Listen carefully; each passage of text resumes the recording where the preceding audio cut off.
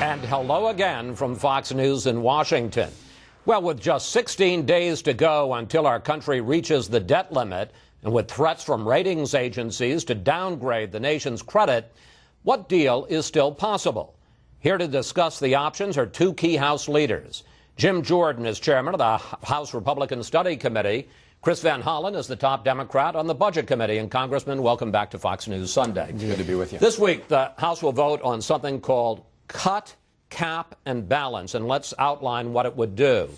You would cut the deficit $111 billion next year. You would cap spending under 20% of GDP in a decade. It's now 24%. And you would raise the debt ceiling only after Congress passes a balanced budget amendment. Congressman Jordan, you're a big sponsor of this. President Obama says that it would cut Medicare and Social Security much more deeply than Paul Ryan's budget plan. Doesn't do that, and basically it mirrors the budget proposal that the House passed earlier this year. But we like to view it as a common-sense American plan. I mean, Americans know we're spending too much. We're headed for a cliff. We're headed for bankruptcy. Let's cut spending in year one. Let's cap it as a percentage of our economy going forward. Everyone understands our government's getting too big. And then let's do something historic. Let's, for the first time in American history, pass a balanced budget amendment through the House and through the Senate, send it to the states, and have this requirement that everyone else has to live under. Let's make the federal government, the entity that has a $14 trillion debt, let's make us live under the same requirement everyone else has to abide by. Sounds sensible. Congressman Van Hollen, what's wrong with cut, cap, and balance, and what are the chances that it will get through the House, through the Senate, and get signed by the President? Well, no one should be fooled about this. They're not proposing a clean, balanced budget amendment. What they're proposing is to manipulate the Constitution and use it to impose the Republican budget plan. And if you look at that plan, it does end the Medicare guarantee, it slashes Medicaid, it slashes deeply into education, and it protects tax breaks for special interests. They would write that into the United States Constitution. Under their proposal, it would be easier to cut Medicare than it would be to cut subsidies for oil and gas companies. You have a majority vote to cut Medicare. You have a majority vote to create special interest loopholes. You need 2/3 to close tax breaks. That's an anti-majoritarian provision. The framers would be turning in their graves if they read their provision. And what are the chances that this will become law? It's not going to become law, and that's why it's so dangerous for our Republican colleagues to say that if you don't do this, we will allow the United States to default on its debt. Congressman Jordan, I want to give you a chance to respond, but also, as we said, there are just 16 days left before we hit this August 2nd deadline. Even if cut, cap, and balance is as good as you say it is, should we be spending precious time on what, from outside observers say, is not going to become law? Of course we should. This is something that fixes the problem. Everyone understands in 2 to 3 years we're going to have a debt crisis. We've got to do big, bold things, or that's where we're headed. Economists virtually agree on this. To call balancing the budget dangerous is unbelievable. Here's what we have to do. Here's what we have to do. Look, Mr. President, put a plan on the table. Democrats, put a plan on the table. And for the next we got 16 days. For the next 2 weeks, if the president can ever put some details to a plan, let's have a national debate. Let's let the American people decide, do they want something common sense as cutting spending, capping the growth in government, and requiring a balanced budget amendment to the Constitution? Do they want that common sense thing versus the president's plan? Let's have a national debate and let's let the people decide. Let's be very clear. I didn't say it was dangerous to balance the budget. We want to balance the budget. The budget that he passed doesn't get into balance until the year 2040. The budget they voted for would require you to lift the debt ceiling by $8 trillion between the year now and 2021. Wait, guys, gentlemen, we've got a lot to cover. Let me move on to the next thing. We'll get back to a bunch of these issues. If cut, cap, and balance fails, and I must say, most people say whether it's good policy or not, Congressman Jordan, that the chances it's actually going to pass in the next 2 weeks are pretty slim. The most likely fallback is some version of Mitch McConnell's fallback plan. Let's take a look at that. It would allow the president to raise the debt limit $2.5 trillion without any spending cuts, but there is talk about including more than $1 trillion in cuts and setting up another debt commission. Congressman Van Hollen, wouldn't that be almost a total failure by Democrats who control the Senate, who control the White House, to do anything serious about our debt when we got a $14.3 trillion debt? I'm not a fan of the Mitch McConnell deal. We probably could agree on that because it does punt it. What it does is it says we, the Congress, will not take responsibility or accountability for our own decisions. It's a political answer not a real answer to the problem. Now, whether we're driven in that direction by events, I don't know, but we also want a big deal. The president did put a grand proposal on the table, and we know that the reason... We're going to get to that in a second, but if it's a choice, because the clock is ticking, 16 days, if it's a choice between the McConnell plan or nothing, not raising the debt ceiling on August 2nd, are you going to vote for the McConnell plan? Well, I'm working very hard so that that's not our only choice, but I will say this. We cannot default on our debt. Americans can't choose not to pay the bills they've incurred, and we know what a catastrophe that would be.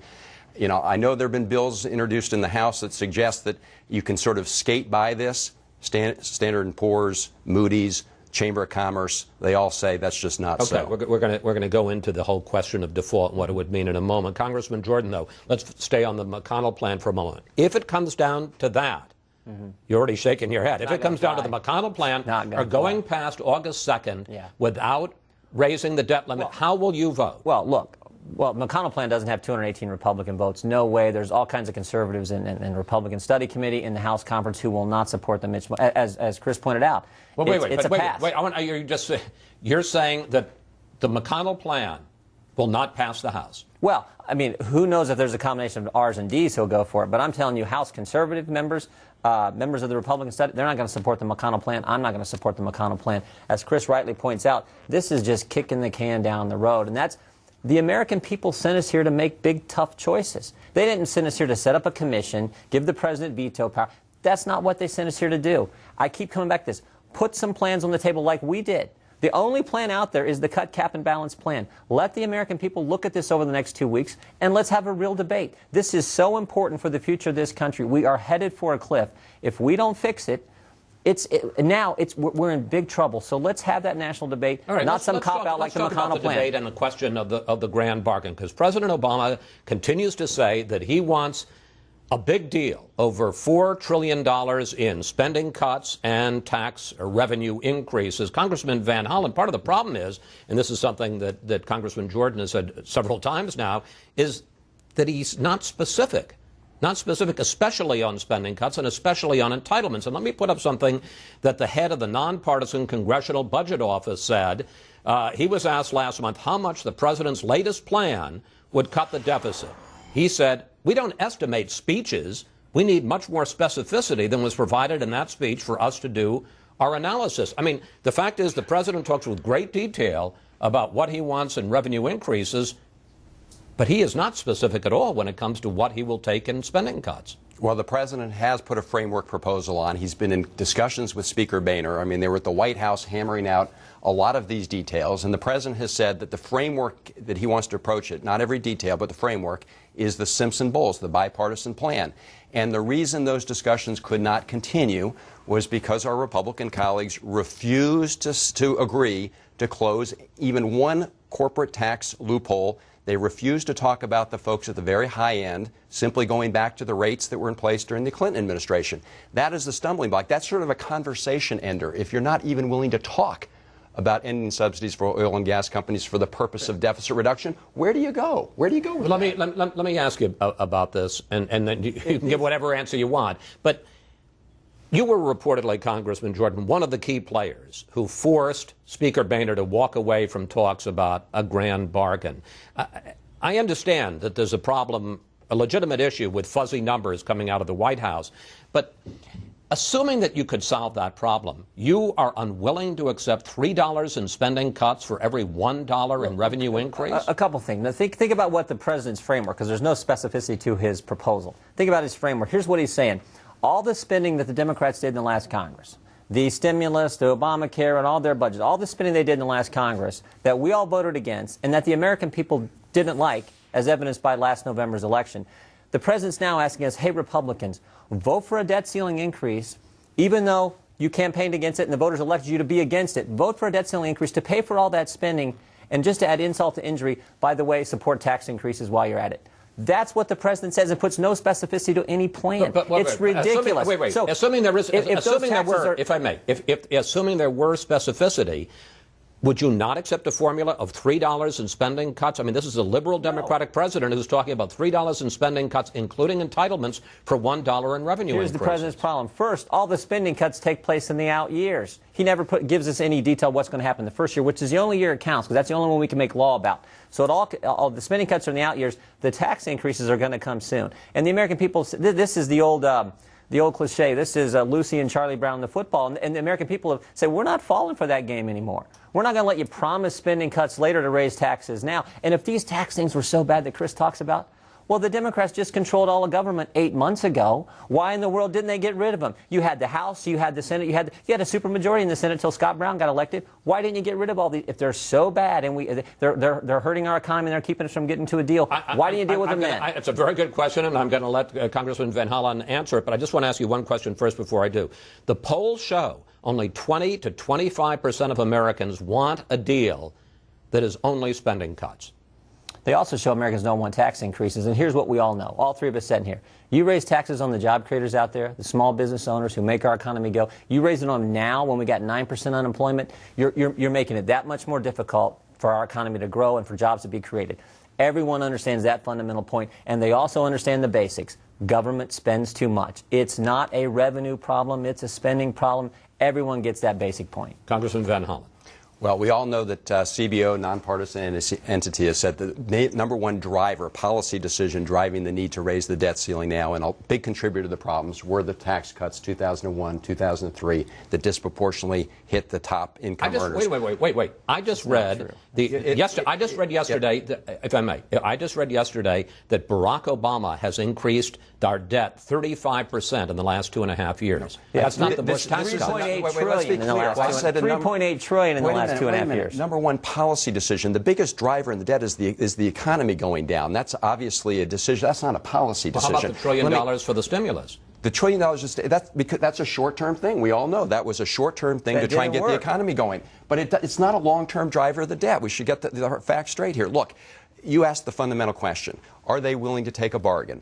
That's $3 in cuts to $1 in revenue increases. The revenue increases that are talked about begin in 2013. Nothing in the short term. In fact, the president has talked about a payroll tax holiday. Number two, we're talking about closing a lot of corporate loopholes. And number three, we've said go back to the same rates that were in place during the Clinton administration, which was a time when the economy was booming, 12 million jobs added. Because they won't even talk about that framework, 3-to-1, the conversation ends. Okay. I mean, what we've just seen here is the problem, quite frankly, which is that you're not agreeing, that there's no effort to get together on either side, which brings us to the debt deadline, 16 days. Congressman Jordan, you say that the world isn't going to end on August 2nd. Let me just finish. You say the world isn't going to end on August 2nd, that we can pay our bondholders with the revenue that's coming in, and we'll prioritize the rest of the spending. Here's the problem, and let's put it up on the screen. The Bipartisan Policy Center, this is a fellow who was a Treasury official, Jay Powell, in the George H.W. Bush administration, did an analysis of what the government would have to cut. 44% in other spending. Even if you pay Social Security and Medicare benefits, you have to choose among military salaries, veterans benefits, unemployment insurance, the FBI, the FAA. And Bill Gross, the head of PIMCO, which is the world's biggest bond company, bond fund, which already sold. They've already spoken with their wallet. They've already sold most of their Treasury securities. He says the market situation might resemble what happened after Lehman Brothers collapsed in 2008. This isn't a politician. This is the market talk. I get it. But the market's also saying this. Standard & Poor's is saying if we don't do something real, something that puts us on a sustainable fiscal path, if we don't do something real, they're going to downgrade us, whether this debt ceiling gets passed by August 2nd or not. So that's the most important thing to keep in mind, is where we're headed. The big crisis that's coming, that's more important than anything now. But if in fact we get past August 2nd, the president's going to have to lead. He's going to have to make some choices. He's going to have to prioritize. And there is enough money in the month of August to make sure we pay the bondholders, we make sure we pay Social Security recipients, and we make sure we pay our troops in the field. After that, the president, he's going to have to do something he's unwilling to do right now. He's going to have to make some decisions and lead. And you're saying that's preferable to passing the McConnell fallback? The most preferable plan, I know that. Is the cut, cap, and balance, which is common sense. That's the most preferred thing to do before August 2nd. Which is preferable? McConnell plan or go past August 2nd? McConnell plan kicks the can down the road and makes it even more likely that we're going to have the big crisis that's coming 2 to 3 years from now. So what you've heard is, unless you pass a constitutional amendment that puts their proposed budget plan What's wrong in with place, letting the states decide that? Someone's got to tell me what's wrong with letting the states decide whether we should have a balanced. 49 out of 50 states have it. The reality Every is municipality, they don't have every township government, Jim, every city government, every Jim, family, they don't every have business. What you guys tell me what's wrote, wrong. and you know it. You have a provision in there that makes it easier to cut Medicare. Read your own budget requirement. It's you know, not a real balanced budget amendment. How about this? And you know it. The one entity. We've got to end this segment, gentlemen. And you know it because it has a provision. No. I want you both to end this segment. Listen, can we just say this? If you allow the United States to default on its debt, which no family in America can do, it's going to hurt every family out there in America. And that's you get irresponsible. 1 sentence to respond, Congressman. No one wants that, but a balanced budget requirement which everyone else has to live under. No. What's wrong with that? You got your last statement. Congressman Jordan, Congressman Van Hollen. I'm glad we were able to settle all of this and arrive at a deal. Thank you both. Thanks for coming in today, gentlemen, and we'll see how this plays out over the next 16 days.